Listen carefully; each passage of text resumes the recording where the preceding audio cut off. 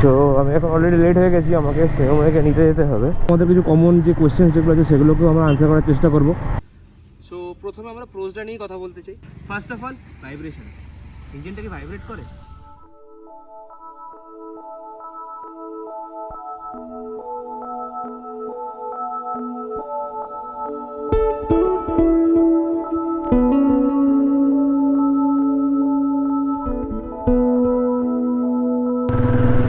So মোটো blogging set আপে আজকে তোমাদের সবাইকে স্বাগত।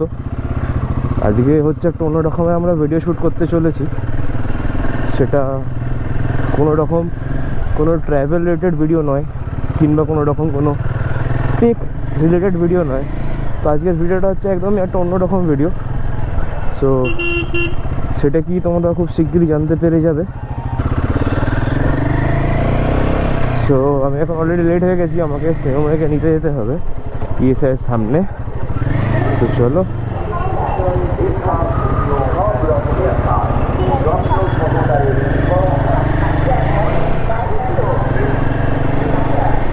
সো আজকের ভিডিওটা হচ্ছে বেসিক্যালি আমাদের বাইকের অলমোস্ট তোমার দেখতে পাচ্ছ 2496 কিলোমিটার হয়ে গেছে।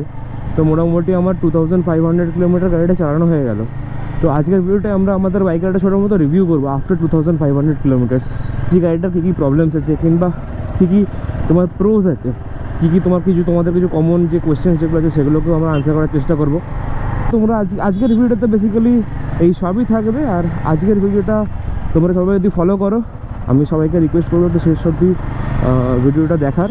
বিকজ আজকের ভিডিওটা প্রচণ্ড একটা ইনফরমেটিভ ভিডিও। তোমরা যারা হিমালয়ান 450 কিনেছো, কিংবা তোমরা হিমালয়ান 450 কিনতে চাও, তাদের অনেক ডাউটস আজকের ভিডিওটাতে আমি ক্লিয়ার করে দেবো।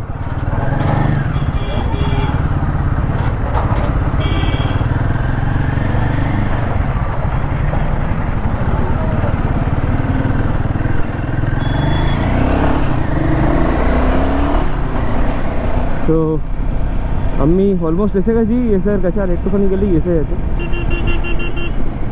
ওরা নিজেরকে আলাদাই যেতে চলছে। যাই একবার তো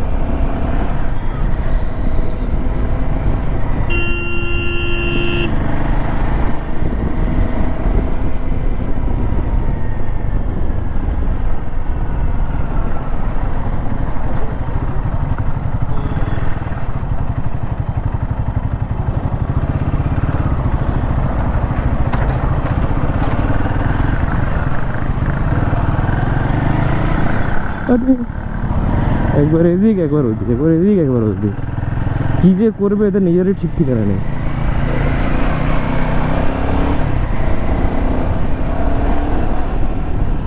তো আমি এসের সামনে তো এসে গেলাম, কিন্তু স্নেহময়কে কোথাও দেখতে পাচ্ছি না।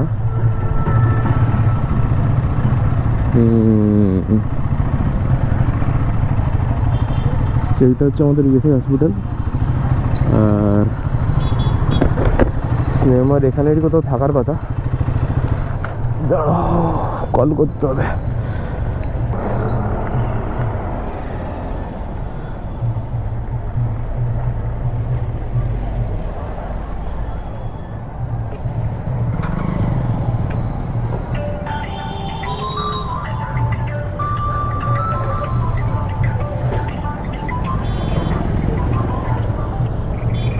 কোথায় কোথায়?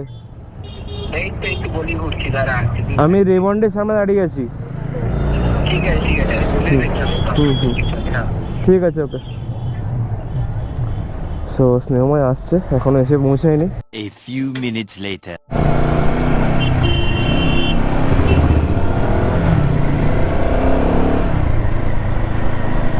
সো বেসিক্যালি স্নেহময়কে আমরা পিছনে বসিয়ে নিয়ে এখন যাচ্ছি চা খেতে। ভিডিও তো চলতেই থাকবে, কিন্তু চা খাওয়াটা বেশি নেসেসারি। চা ইজ জীবন, তাই না? তোমাদের কি মতামত সেটা আমাকে জানিও। সো বেসিক্যালি আমরা এখন একটু চা খাবো। চা খেয়ে কিছু আমাদের একটু কথা আছে, সেই কথাগুলো একটু সারবো। সেরে তারপরে আমি তোমাদের জন্য ভিডিওটা বানাবো, যেটা হচ্ছে আমার হিমালয়ান 450 2500 কিলোমিটার্সের জন্য রিভিউ ভিডিও। তো টিল দেন স্টে টিউন। চলো তোমাদের সাথে আমি দেখা করছি একদম গিয়ে। 2 hours later.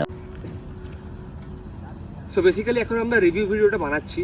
রিভিউ ভিডিও যেরকম তোমরা সবাই জানো, দুটো পার্ট, একটা হচ্ছে প্রোস আর একটা হচ্ছে কনস। সো যদি আমরা প্রোজের ব্যাপারে যদি আমরা ফার্স্টে কথা বলি, প্রোজের মধ্যে ফার্স্ট যেটা আমি প্রোজ পয়েন্টে রেখেছি সেটা হচ্ছে আমাদের ইঞ্জিন। সো ইঞ্জিনটা কিন্তু এটা খুবই সুন্দর ইঞ্জিন, যে নতুন লিকুইড কুলড ইঞ্জিন যেটা রয়্যাল এনফিল্ড বানিয়েছে, যে সিরিজের ইঞ্জিন এটা কিন্তু সত্যিই দারুণ। The power that it gives is absolutely top notch. 40 bhp পাওয়ার আছে, যখন তোমরা হাইওয়েতে যখন তোমরা চালাবে তখন তোমরা কিন্তু সেই পাওয়ারটাকে ফিল করতে পারবে। তো I am very satisfied with the power. Second যদি আমি পয়েন্টে আছি সেটা হচ্ছে কমফোর্ট। যদি তোমাদেরকে আমি দেখাই,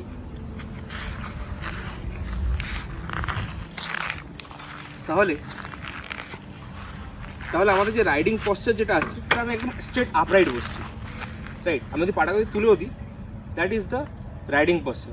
যে রাইডিং পশ্চারটা কিন্তু খুবই একটা কমফোর্টেবল রাইডিং পশ্চার। অনেক বাইকে যেরকম স্পোর্টস বাইকে একটু অ্যাগ্রেসিভ হয়, যেরকম এরকমভাবে বসা হয়, কি লং রানে যখন তোমরা লং গাড়ি চালাবে তখন ওই জিনিসগুলো তোমার কোমরে এফেক্ট করতে পারে। তো এর যে রাইডিং পশ্চার একদম স্ট্রেট অ্যান্ড আপরাইট। আমার হাত এখানে কিন্তু রিল্যাক্স, আমার হাত যে খুব এরকম টাইট হয়েছে এরকম না, আমার হাত কিন্তু রিল্যাক্সড। প্লাস আমার পাও খুব বেশি পিছনে না, একটা রাইডিং ট্রায়াঙ্গেল যেটা বলে সেটা কিন্তু খুব সুন্দর এটা। তো এর ফলে কি হয়, তোমার যখন তুমি লং গাড়ি চালাবে তখন তোমার ফ্যাটিকটা খুব কম হয়। তো এটাকে আমরা এখন রেখে দিলাম এরকমভাবে। তো রাইডিং পশ্চারটা আশা করি তোমার সবাই বুঝতেই পারলে। তো নেক্সট পয়েন্ট যেটা হচ্ছে সাসপেনশন। এই সাসপেনশনটা কিন্তু শোয়া সাসপেনশন। এই সাসপেনশনটার একটা যেটা আমি ড্রব্যাক তোমাকে বলতে পারি সেটা হচ্ছে এটাতে কোনো অ্যাডজাস্টেবিলিটি নেই। যদি অ্যাডজাস্টেবিলিটি তাহলে খুব ভালো হতো, but I can tell you একদম খুব ভালোভাবে আমি তোমাকে এটা বলতে পারি যে এই সাসপেনশনটা কিন্তু এই রেঞ্জের মধ্যে বেস্ট। যখন তুমি নর্মাল টারম্যাক দিয়ে চালাচ্ছ তখন তোমার সাসপেনশনটা ইজ অন দ্য স্টিফার সাইড, যেটা তোমার তুমি অত বেশি তোমার জার্কিং তুমি ফিল করবে না। কিন্তু অ্যামেজিংলি বা সারপ্রাইজিংলি যখন আমরা অফ রোডে যাচ্ছি তখন এই সাসপেনশনটাই খুবই একটা সফট সাসপেনশনের মতো ভাবে কাজ করছে। তো যখন তুমি অফ রোডেও চালাবে তখনও তুমি কিন্তু আস্তে আস্তে ফিল করবে না। সো আমি জানি না এটা রয়্যাল এনফিল্ড কীরকমভাবে এটাকে অ্যাচিভ করেছে, বাট যে সাসপেনশনে যে কাজটা করছে দ্যাট ইজ টপ নচ। যদি আমি নেক্সট মোডে আসি সেটা হচ্ছে আমাদের রাইডিং মোডস। নেক্সট যেটা আমাদের পয়েন্ট আছে সেটা হচ্ছে আমাদের রাইডিং মোডস। রাইডিং মোডসের জন্য কী আছে, আমাদের এখানে দুটো রাইডিং মোড আছে বেসিক্যালি। ফার্স্টে হচ্ছে পারফরমেন্স, সেকেন্ড হচ্ছে ইকো। ইকো মোডের সুবিধা কি, ধরো তোমার বাইকে তেল কম আছে, কিংবা ধরো তুমি ট্রাফিকের মধ্যে ফেসে আছো, কিংবা ধরো তোমার বৃষ্টি হয়েছে, রাস্তা ভেজা। ইকো মোড যখন তুমি ইকো মোডে সুইচ করে দিতে পারো। ইকো মোডের সুবিধাটা কী হয়, যখন তুমি ইকো মোডে দেবে তখন যে পাওয়ার ডেলিভারিটা আরও স্লো হয়ে যায়। নেক্সট যে পয়েন্ট আছে সেটা হচ্ছে আমাদের লো এন্ড পারফরমেন্স। এবারে তোমরা অনেকের ভিডিওতে শুনেছো যে লো এন্ডে গাড়িটা ভালো না, কিন্তু আমি তোমাকে বলছি আমি গাড়িটাকে মোটামুটি থার্ড গিয়ার 20-30ও চালাই, কিংবা ফোর্থ গিয়ার 30ও আমি চালাই, গাড়িটা কিন্তু কোনো প্রবলেম হয় না। মাঝে মাঝে যখন তুমি ট্রাফিক সিচুয়েশনে ফেসে আছো তখন হয়তো একবার ঢক করে নক হবে, হয়ে কিন্তু তারপরে গাড়ি কিন্তু টেনে নেবে, এরকম নিয়ে গাড়ি টানতে পারে না। তো লো এন্ড পারফরমেন্স খারাপ এটা আমি বলবো না। হ্যাঁ, তবে আগের হিমালয়ান 411 থেকে আমি বলতে পারি যে লো এন্ড পারফরমেন্স অতটা ভালো নয়, বাট ইট ইজ সাফিসিয়েন্ট। তুমি আরামসে এটা নিয়ে চালিয়ে নিতে পারবে, এটা নিয়ে কোনো প্রবলেম হবে না। So the next point is mileage. তো মাইলেজ খুবই ভালো, মাইলেজ খারাপ বলা যায় না, মাইলেজ খুবই ভালো। আমি সিটিতে মোটামুটি 24 থেকে 29-এর মধ্যে আমি মোটামুটি মাইলেজটা পাচ্ছি। আর যখন আমি হাইওয়েতে যাচ্ছি অ্যারাউন্ড 80, 90 to 100, তো আমি এখানে পাচ্ছি মোটামুটি অ্যারাউন্ড 29 থেকে 32 আমি মাইলেজ হাইওয়েতে পাচ্ছি। এটা যেটা কিনা এই মাইলেজটা কিন্তু এই সেগমেন্টের জন্য খুবই ভালো। সো এরপর হচ্ছে রেঞ্জে যদি কথা বলি তাহলে রয়্যাল এনফিল্ড কি করছে, রয়্যাল এনফিল্ড কিন্তু আমাদের একটা 17 লিটারের ট্যাঙ্ক দিয়ে। এই 17 লিটারের ট্যাঙ্কে কি হয়, মানে একটা ফুল ট্যাঙ্কে গাড়িটা 350 কিলোমিটার সময় যেতে পারে, which is not bad at all. Next হচ্ছে গিয়ার বক্স। এর যে গিয়ার বক্স এটা আছে, যে ট্রান্সমিশন ট্রিমেন্ডাসলি স্মুথ। আমি এত কটা গাড়ি চালিয়েছি এতদিনে, বাট এই যে ট্রান্সমিশন যেটা এখানে দিয়েছে, this transmission is the best that I have ever used on a machine. Next point যেটা আমরা বলবো সেটা হচ্ছে একটা ইঞ্জিনিয়ারিং পয়েন্ট। সেটা হচ্ছে আগের যে হিমালয়ান যেটা ছিল সেটা 120 যখন টাচ করতো, কিংবা 120 হিট করলে কি হতো, তার কিন্তু ইঞ্জিন ম্যাক্স আউট হয়ে যেত, তখন কিন্তু ইঞ্জিন তার পাওয়ার থাকতো। কিন্তু এখানে কি হয়েছে, this is a very rev loving engine. High রেভে গেলে কিন্তু ইঞ্জিনটা খুব খুশি হয়ে যায়, আরো বেশি রেভ নিতে চায়, মানে আরো বেশি জোরে যেতে চায়। তো আমি ম্যাক্সিমাম হাইওয়েতে তোমার অ্যারাউন্ড 150 কি 155 অব্দি আমি হাইয়েস্ট টাচ করেছিলাম, তারপর আমি টাচ করিনি। বাট তখনও কিন্তু আমি দেখলাম ইঞ্জিনের উপর অ্যাজ সাচ কোনো স্ট্রেস নেই, engine was quite calm. And এইটাই হচ্ছে আমাদের যে পয়েন্টটা, যেটা হচ্ছে তোমার পারফরমেন্স কিন্তু খুবই ভালো। তো ইঞ্জিন যেটা আছে ইউ ক্যান ডু ইজিলি 120, 130 তোমরা ইজিলি করতে পারবে, গাড়ির উপরে কোনো স্ট্রেস পড়বে না। নেক্সট হচ্ছে আমাদের স্লিপার ক্লাচ। যে ক্লাচটা হচ্ছে স্লিপার ক্লাচ হওয়ার ফলে কারণ কি হচ্ছে, ক্লাচটা কিন্তু খুবই লাইট ওয়েট। যখন তুমি ধরো ট্রাফিকে আছো এবং ধরো ক্লাচটা ধরো ইউজ করছো, লাইট ওয়েট হওয়ার ফলে কি হবে, তোমার হাতে ফ্যাটিকটা অনেক কম হবে। তো এটাই হচ্ছে একটা খুব বড় অ্যাডভান্টেজ যেটাতে স্লিপার ক্লাচ দেওয়া আছে। তারপর হচ্ছে থ্রটল রেসপন্স কিন্তু গাড়ির খুবই সুন্দর। যখনই তুমি থ্রটল খুললে তোমার কখনো ডিলে মনে হবে না যে আমি থ্রটল খুলছি কিন্তু গাড়ি রান হতে একটু টাইম লাগছে, ওরকম কখনো তোমার ফিল হবে না। যেই না তুমি থ্রটল ঘোরালে সঙ্গে সঙ্গে তোমার গাড়ি ছুটতে স্টার্ট করে দিল। This is a very good throttle. Next হচ্ছে ব্রেকস। সো ব্রেকস যেখানে আছে, ব্রেকস যেগুলো আছে, ব্রেকসগুলো কিন্তু অসাধারণ ব্রেকস নিয়ে কোনো কথা হবে না। স্পেশালি সামনের ব্রেকটা কিন্তু দারুণ, মানে যাকে বলে এক কথা দুর্দান্ত ব্রেক। যখনই তুমি যে কোনো স্পিডেই থাকো, তোমার কখনো ব্রেক যখন তুমি মারবে তুমি কখনো আন্ডার কনফিডেন্ট ফিল হবে না, ইউ আর অলওয়েজ কনফিডেন্ট। তো ব্রেক ভালো হওয়ার সাথে কী হয়, বাট তোমার অ্যাডভান্টেজটা কী হয়, তুমি যখন গাড়িটা তুমি টানতে তুমি বেশি কনফিডেন্সের সাথে তুমি গাড়িটাকে নিয়ে টানতে পারবে, গাড়িটাকে নিয়ে তুমি হাই স্পিডে ক্রুজ করতে পারবে। ব্রেক ভালো হওয়ার হচ্ছে এটা খুব বড় অ্যাডভান্টেজ। ব্যাক ব্রেকটাও কিন্তু বেশ ভালো, আমি বলবো সামনের ব্রেকের তুলনায় কিন্তু ব্যাক ব্রেকটা একটু weak, but back brake is also very good. যদি তুমি কম্বিনেশন ইউজ করো তাহলে দারুণ ব্রেকস নিয়ে কোনো কথা হবে না। তারপর হচ্ছে রয়্যাল এনফিল্ডের মিরার্স, যেটা নিয়ে অনেকের কমপ্লেন্স থাকে, বাট আমার অ্যাজ কোনো কমপ্লেন্স নেই। আমার মনে হয় যে ভিউ যেটা মিরার্সগুলো দেয়, হ্যাঁ মিরার্সগুলো ছোটো সাইজে ছোটো, বাট যে ভিউ যেটা দেয় সেটা সাফিসিয়েন্ট, সেটা more than enough. You get a very good view of what is happening on your back. Next হচ্ছে আমাদের টুল কিট। তো গাড়ির সাথে যে টুল কিটটা দেওয়া হয় তাতে ম্যাক্সিমাম টুলস দেওয়া থাকে, ম্যাক্সিমাম তোমার অ্যালেন কিজ দেওয়া থাকে। সেই টুলগুলো দিয়ে কিন্তু গাড়ির ম্যাক্সিমাম 90% কাজ কিন্তু সেগুলো দিয়েই হয়ে যাবে। এবার ইঞ্জিন বোল্টস এগুলোর কাজ এগুলো তো তোমরা করবে না, এগুলো ইঞ্জিনিয়ার বা মেকানিক করবে। সেই বোল্টসগুলো অবশ্যই তোমার দেওয়া হয় না, বাট নর্মাল তোমার ধরো উইন্ডশিল্ড অ্যাডজাস্টমেন্ট কিংবা ধরো তোমার এখানে এইটাকে ধরো তুমি অ্যাডজাস্ট করবে, সেগুলো কিন্তু নর্মাল আমাদের যে এগুলো দেওয়া আছে, যে টুল কিটটা দেওয়া আছে, সেগুলো কিন্তু দিয়ে সেটা করা যেতে পারে। সো এই ছিল আমাদের প্রোজের পার্টটা। তো এবারে তাহলে আমরা স্টার্ট করবো কনসের পার্ট। কনসের মধ্যে প্রথম যেটা আমার কন লাগে সেটা হচ্ছে এই যে স্টক হেডলাইট। স্টক হেডলাইটটা এতটাই খারাপ যে হাই বিম করলেও কিছু দেখা যায় না রাত্রেবেলা। যদি অন্ধকার রাস্তা থাকে হাই বিম করলেও কিছু দেখা যায় না। তো তোমার aux light is a must, auxiliary lamp তোমার লাগবেই। ফার্স্ট ছিল এটা। সেকেন্ড হচ্ছে আরই সুইচিং স্টাইলটা আমার পছন্দ না তোমাদের এর মধ্যে। এখানে আমরা যেরকম কনভেনশনাল যেরকম সুইচিং স্টাইল আমরা অভ্যস্ত, সেই সুইচিং স্টাইল কিন্তু আরই দেয়নি, ঠিক আছে। তো এই যে সুইচিং স্টাইল যেটা আছে এটা কিন্তু আমার অতটা পছন্দ হয় না। আমি তোমাদের পছন্দ হলেও হতে পারে, এটা একটা নিজস্ব ব্যক্তিগত একটা ফিলিং, বাট আমার পার্সোনালি এই জিনিসটা একদম পছন্দ নয়। আমি কনভেনশনাল সুইচ আমার সেটাই ভালো লাগে। থার্ড হচ্ছে আমাদের এই হ্যান্ডেল বার। এবার তোমরা ভাববে যে হ্যান্ডেল বার নিয়ে কী প্রবলেম হতে পারে। হ্যান্ডেল বার নিয়ে প্রবলেম এটাই যে এই হ্যান্ডেল বারটা সেই একটা কথা না, কাশ্মীর কি मैं নাজুক কালি হুঁ, তো আমার হ্যান্ডেল বারটা হচ্ছে ওই রকম কাশ্মীরের নাজুক কালি। হালকা গাড়ি ধরো কোথাও লাগলো কিংবা ধরো হালকা ধরো কোথাও গাড়িটা পড়লো, হ্যান্ডেল বার বেন্ড। আর আরির কাছে একটাই সলিউশন আছে, হ্যান্ডেল বার বেন্ড মানে হ্যান্ডেল বার চেঞ্জ, আর কোনো অপশন নেই। হ্যান্ডেল বার সোজা হবে না, কিছুই না, হ্যান্ডেল বার চেঞ্জ। তো হালকা যদি তোমার কখনো পড়ো হ্যান্ডেল বার কিন্তু চেঞ্জ করতে হবে, এই জিনিসটা কিন্তু একটা প্রবলেম। থার্ড হচ্ছে এই সিটটা খুবই ভালো, আমি খারাপ বলবো না, তবে সিটে একটা খারাপ জিনিস আছে। সেটা হচ্ছে যখন তুমি গাড়ি চালাবে, ধরো আমি যেরকম অ্যাট আ স্ট্রেচ আমি মোটামুটি 150 কিলোমিটার গাড়ি চালিয়েছিলাম। 150 কিলোমিটার গাড়ি চালানোর পরে কিন্তু প্রচণ্ড পেন হওয়া স্টার্ট হয়, মানে আফটার লাইক 70-80 কিলোমিটার কিন্তু পেন হওয়া স্টার্ট হয়ে যাবে পিছনে। তো এইটা একটা ডিসঅ্যাডভান্টেজ আছে যে তোমাকে কিন্তু ফ্রিকোয়েন্ট ব্রেকস নিতে হবে বিকজ অফ দি সিট। গাড়ি কিন্তু তোমাকে বলবে তুমি চলো, তোমার মনও তোমাকে বলবে তুমি চলো, কিন্তু সিট বলবে আর তোমার শরীর বলবে, পিছন বলবে তুমি দাঁড়িয়ে পড়ো। তো এটা একটা ডিসঅ্যাডভান্টেজ। সেকেন্ড হচ্ছে কাদা। মাই গড, প্রণাম বাবা প্রণাম। কাদা যা ছেটকায় না, যদি পিছনে কেউ বসে থাকে সেও কাদায় পুরো রঙে যাবে, ঠিক আছে। কাদা পিছন থেকেও ছেটকায়, সামনে থেকেও ছেটকায়, তোমরা দেখতেই পাচ্ছ যে কীরকমভাবে কাদা ছিটকেছে। তো এটা হচ্ছে একটা বিশাল বড় ডিসঅ্যাডভান্টেজ আমি বলতে পারি যে কাদা প্রচণ্ড ছেটকায় গাড়িটাতে। পিছনে একটা মাঠগার্ড দিলে খুব সুবিধা হতো, কিন্তু পিছনে মাঠগার্ড এটা দেয় না। আর আফটার মার্কেটে আমি মাঠগার্ড লাগিয়ে রেখেছিলাম, বাট সেটা অতটা আমার ভালো লাগছিল না, তার কোয়ালিটি ভালো ছিল না, অবভিয়াসলি অ্যামাজন থেকে নিয়েছিলাম, বাট ওইটা একটা প্রবলেম। বাট এটাকে হ্যাঁ, তোমাকে যদি তুমি এই গাড়িটা নাও তোমাকে কিন্তু মাঠগার্ড লাগাতে হবে। তোমাকে কিন্তু মাঠগার্ড ছাড়া কিন্তু পিছনে প্রচণ্ড কাদা ছিটকায়, ইনফ্যাক্ট সামনে দিয়েও কাদা ছিটকায়। কাদাটা ছিটকে কী হয়, মানে মোটামুটি কাদা ছিটকে এখান থেকে কাদা ছিটকে মোটামুটি এই লেভেল অব্দি কাদা চলে আসে। এইটা আমার এক্সটেন্ডার লাগানো আছে, এক্সটেন্ডার না থাকলে তো আমার কাদা ছিটকে আমার গায়ে লেগে যেত। এই যে যদি পিছনে যদি এখন দেখো একটু কাদা চলে, এখানে সব কাদা ভর্তি। আমি ইচ্ছা করে গাড়িটা পরিষ্কার করে নিই এই জিনিসটা দেখাবো বলে তোমাদেরকে। এখানে কাদা ভর্তি, ইনফ্যাক্ট এখানেও কিন্তু কাদা লেগে আছে। এইসব তো কাদাতে পুরো ভর্তি, আমি তাও হালকা মুছে দিয়েছি। নিচেটা তোমরা দেখতে পাচ্ছ পুরো কাদায় ভর্তি হয়েছে, এই পুরো জিনিসটা কাদায় ভর্তি, মানে কাদা প্রায় মোটামুটি এই লেভেল অব্দি কাদা চলে আসে। তো পিছনে যারা ধরা বসে তারা সবসময় একটা ব্যাগ নিয়ে বসে, কাদাটা অ্যাটলিস্ট জামায় লাগবে না, ব্যাগে লাগবে। তো এটা একটা বিশাল বড় প্রবলেম, যেটাকে তোমাদেরকে এটা কিন্তু একটা আফটার মার্কেট মাঠগার্ড যেটা তোমাকে লাগাতেই হবে। যদি তুমি চাও এই প্রবলেমটা যদি তুমি ফেস না করতে চাও। সো নেক্সট যে প্রবলেম সেটা হচ্ছে খুব একটা বড় প্রবলেম বলা যায় না, বাট তোমাদের কিছু জনের কাছে এটা প্রবলেম হতে পারে, ইট ইস দ্য ওয়েট। এই গাড়িটার কিন্তু kerb weight is 200 kgs, 199 kgs, 200 কেজিসের করায়। So it is quite a heavy bike. Plus তোমার যদি অ্যাক্সেসরিজ লাগাও, যেরকম আমার এইটা লাগানো আছে, প্লাস তোমার এগুলো লাগানো আছে, এরকম অনেক রকম অ্যাক্সেসরিজ লাগানো আছে। তো এইসব অ্যাক্সেসরিজ নিয়ে আমার গাড়ির ওয়েট অ্যারাউন্ড 230 কিলোস হয়ে গেছে। সো 230 কিলোসকে ট্রাফিকে মুভ করা একটু চ্যালেঞ্জিং তো হয় মাঝে মাঝে। নেক্সট, আর আমার মতে সব থেকে বড় কন সেটা হচ্ছে টিউব টায়ার্স।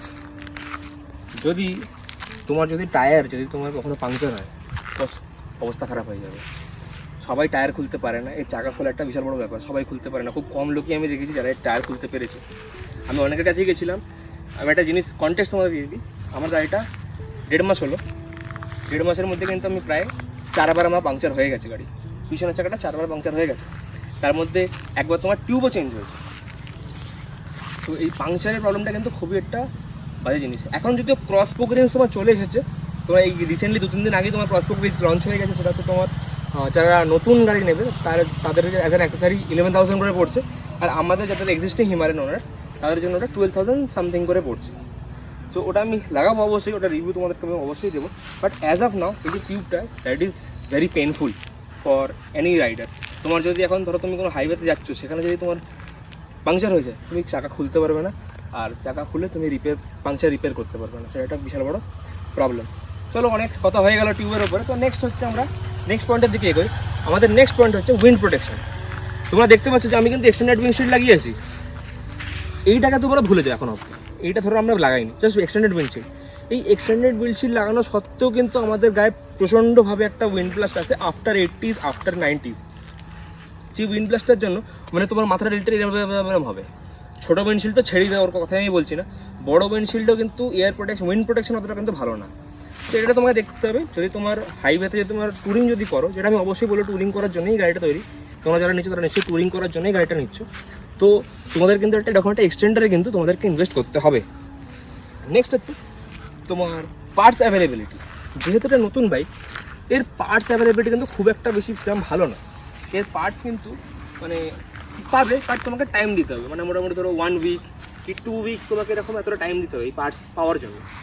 একটা তোমার নতুন গাড়ি ধরো তুমি গেলে পার্টস সঙ্গে সঙ্গে কিন্তু পাবে না, সেটা কিন্তু একটা প্রবলেম, যেটা আমি পার্সোনালি মনে করি যে parts is not readily available. Next হচ্ছে পিলিয়ন কমফর্ট। পিলিয়ন কমফর্ট অতটা ভালো না, যদিও আমি কোনোদিন পার্সোনালি নিজে কখনো বসিনি পিলিয়ন হিসেবে এই গাড়িটাতে, আমি অলওয়েজ গাড়ি চালিয়েছি। তো যারা যারা পিলিয়ন হিসেবে বসেছে তাদের একটাই কমপ্লেন যে সিটটা যেহেতু বড় নয়, আর যখন আমি গাড়ি ধরে টানছি, আমি ধরো না বলে ধরো গাড়ি আমি টেনে দিলাম, তখন দের ইজ এ চান্স যে সে পিছনে উল্টে পড়ে যাবে। তো এই জিনিসটা আমাকে সবাই কমপ্লেন করেছে। হ্যাঁ, আর এই সিটেও প্রবলেম আছে, যখন তুমি মোটামুটি 70-80 কিলোমিটার পরে কিন্তু তোমার পেন হওয়া স্টার্ট হবে। তো এটা কিন্তু পিলিয়ন সিটের কিন্তু এটা ডিসঅ্যাডভান্টেজ আছে।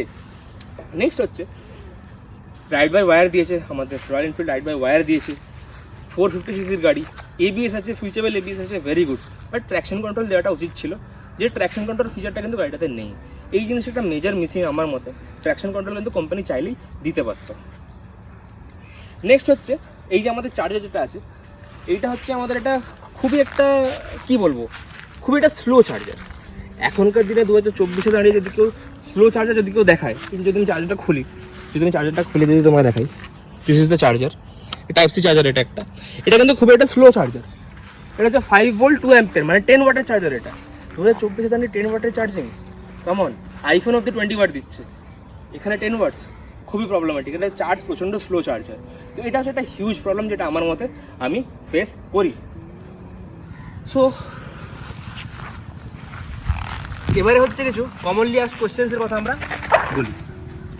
সো তোমাদের কিছু কমনলি আস্কড কোয়েশ্চেন্স কিংবা ডাউটস ছিল, যেটা আমি এখন অ্যাড্রেস করতে চাইবো। First of all, vibrations. ইঞ্জিনটা কি ভাইব্রেট করে? উত্তরটা হচ্ছে হ্যাঁ, আবার না।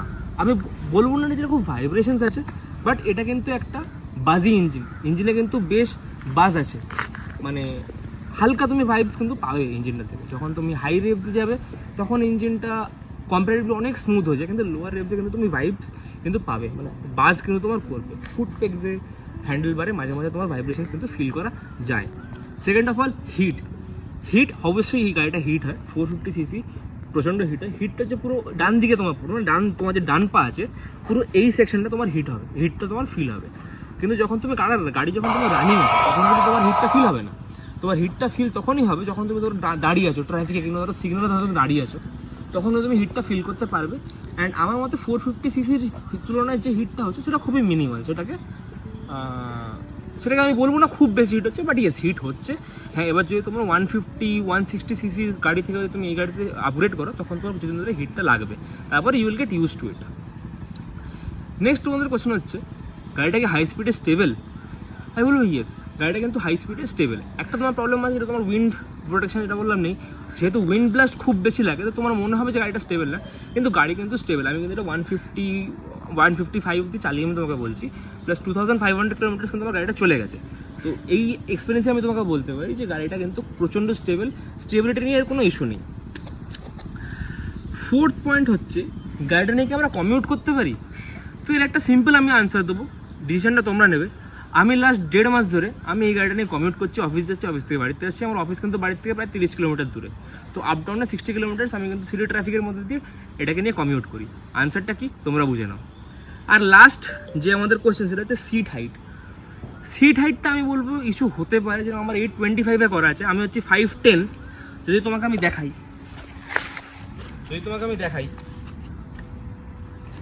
তাহলে কিন্তু আমি 5'10" হওয়া সত্ত্বেও কিন্তু আমি ফ্ল্যাট ফুট করতে পারছি অ্যাট 825 mm। কিন্তু যারা হাইট তোমার 5'8" থেকে কম তাদের কিন্তু একটু প্রবলেম হতে পারে। তো তাদের জন্য রয়্যাল এনফিল্ড সলিউশন অলরেডি দিয়ে দিয়েছে। সেই সলিউশনটা হচ্ছে lower seat option. Lower seat option যদি তোমাদের মনে হয় যে তোমার হাইট 5'8" থেকে কম, তাহলে আমি বলবো go for the lower seat option. তো লোয়ার সিট অপশন যদি তোমরা নিয়ে নিতে পারো তাহলে তোমার হাইটের প্রবলেমটা সলভ হয়ে যাবে। তো এই ছিল আজকে বেসিক্যালি ভিডিও।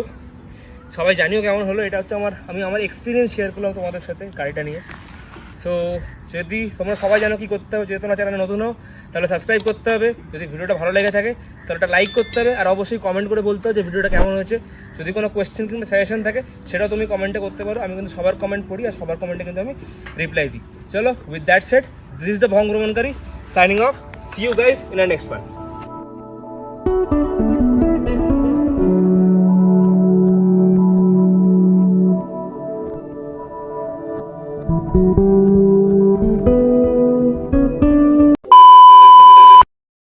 মোটামুটি 29 থেকে 32 আমি মাইলেজ হাইওয়েতে পাচ্ছি। এটা যেটা কিনা এই মাইলেজটা কিন্তু এই সেগমেন্টের জন্য খুবই ভালো। এটা অ্যাকচুয়ালি বলতে হয়, আসলে ভালো না, পকেটে চাপ পড়ে, বুঝে নাও সেটা।